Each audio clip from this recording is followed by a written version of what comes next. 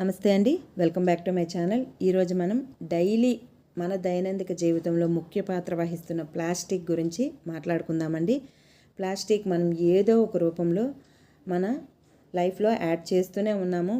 ఎన్నోసార్లు ఎంతోమంది ఆరోగ్య నిపుణులు చెప్తూనే ఉన్నారు, ప్లాస్టిక్ వాడకండి, మంచిది కాదు, మీకే కాదు మీ రాబోయే తరాలకు కానీ మన చుట్టూ ఉన్న పశుపక్షాదులకు కానీ మంచిది కాదు వాడకండి అని చెప్పినప్పటికీ మనం కూడా చాలాసార్లు నిజమే ఇది ఆరోగ్యానికి మంచిది కాదు, ఈ ప్లాస్టిక్ను అవాయిడ్ చేద్దాం అని అనుకున్నప్పటికీ కూడా కొన్ని సందర్భాల్లో ఈ ప్లాస్టిక్ను వాడక తప్పటం లేదు. అయితే ఈ ప్లాస్టిక్ డబ్బాలను ఈ విధంగా వాడటం వల్ల కలిగే ఆరోగ్య సమస్యలు ఏంటి అన్నది ఇప్పుడు తెలుసుకుందాము. ప్లాస్టిక్ డబ్బాల్లో ఆహారం నిల్వ చేయటం వలన లేదు వేడి ఆహార పదార్థాలను వేయటం వలన బిస్ఫినాల్ ఏ అంటే బీపీఏ, థాలెట్స్ వంటి రసాయనికాల ఆహారంలో చేరి హార్మోన్స్ ఇన్బ్యాలెన్సింగ్, అలాగే సంతానోత్పత్తి సమస్యలు, అలాగే లివర్ డ్యామేజ్, అలాగే క్యాన్సర్ వంటి ప్రమాదకరమైన ఆరోగ్య సమస్యలు వచ్చే అవకాశం ఉంది అని ఆరోగ్య నిపుణులు చెప్తున్నారు.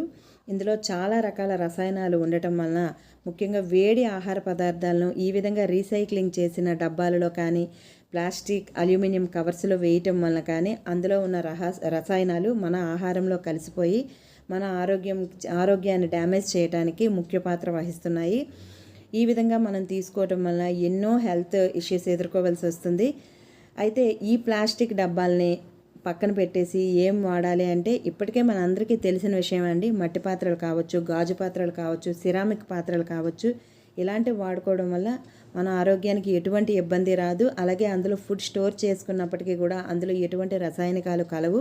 కాకపోతే వీటిని క్యారీ చేయటం కష్టం, ఎందుకంటే ఇవి పగిలిపోతూ ఉంటాయి కాబట్టి వీటిని క్యారీ చేయడం కాస్త కష్టమనే చెప్పొచ్చు. అట్లాంటప్పుడు స్టీల్ బాక్సెస్ కానీ స్టీల్ డబ్బాలు కానీ ఏవైతే ఉంటాయో, స్టీల్ వాటర్ బాటిల్స్ కానీ, ఈ స్టీల్ని వాడటం చాలా వరకు బెటర్ అని చెప్తున్నారు. ఎందుకంటే స్టీల్ అనేది అంత తొందరగా పగిలిపోదు కాబట్టి ఈ ఫుడ్ స్టోర్ చేసుకోవాలనుకున్న, ఫుడ్ని మనం పార్సిల్ చేయాలనుకున్న స్టీల్ బాక్సెస్ లాంటివి వాడటం చాలా వరకు మంచిదే అని చెప్తున్నారు. కాకపోతే ఇంతవరకు కూడా ఆ ప్రయత్నం ఎవరు చేయలేదని నాకు అనిపిస్తోంది. కానీ మనం ప్రయత్నిస్తే మాత్రం ఖచ్చితంగా ముందు తరాలకైనా ఇట్లాంటివి మనం కంట్రోల్ చేయొచ్చు అని నా అభిప్రాయం అండి. మీరేమంటారో కామెంట్లో తెలియజేయండి. ఈ నా చిన్ని వీడియో మీకు నచ్చితే కనుక లైక్ చేయండి, మన ఛానల్ని సబ్స్క్రైబ్ చేసుకోండి. ముందు మరిన్ని మంచి వీడియోల్లో మనం ఇంకా మంచి విషయాల గురించి మాట్లాడుకుందాం.